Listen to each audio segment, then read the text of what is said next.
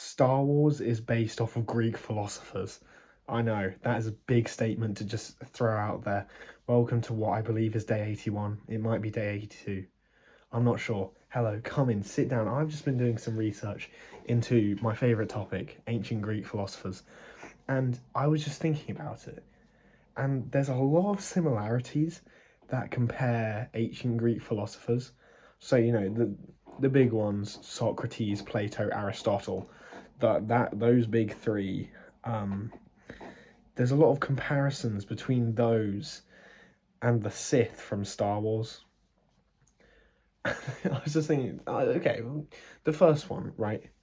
The sort of the in Star Wars, there's the rule of two, the sort of the master apprentices system, which if you don't read Star Wars books because you go outside, is this system where like there's always a master and then there's an apprentice and there's like no other, like those are the only main ones, the only main ones of the Sith, right?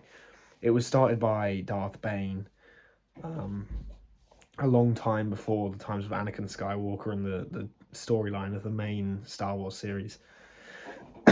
So that was it.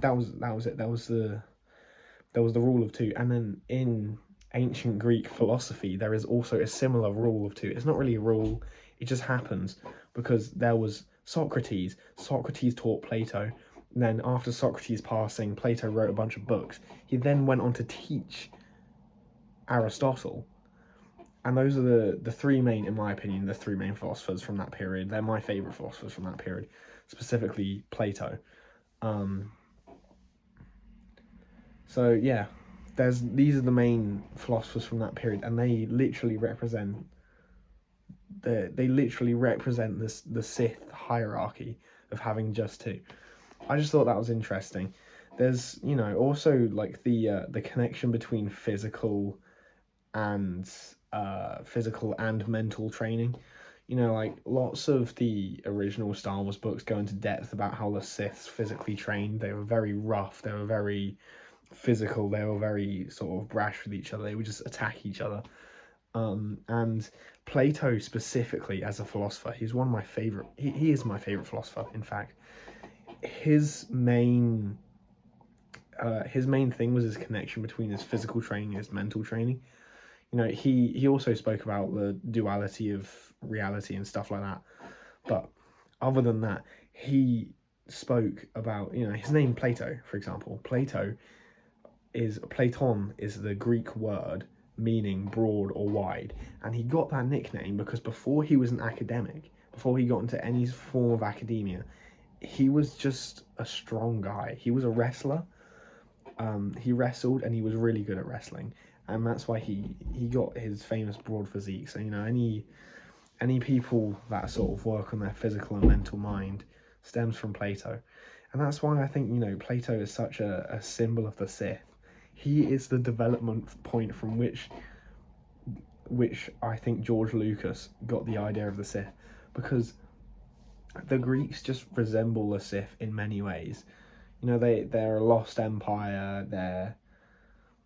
I just find it so.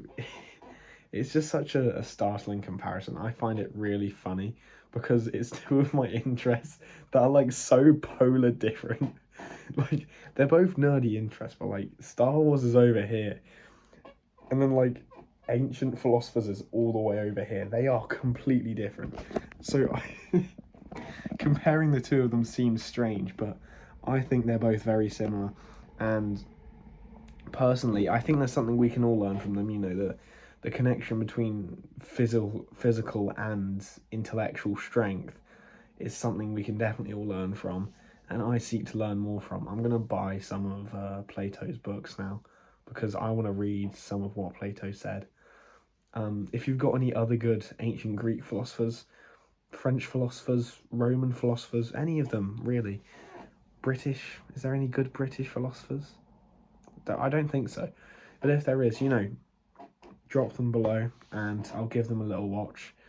And maybe I'll also watch Despicable Me, because why not? It's a good film. It's a good film.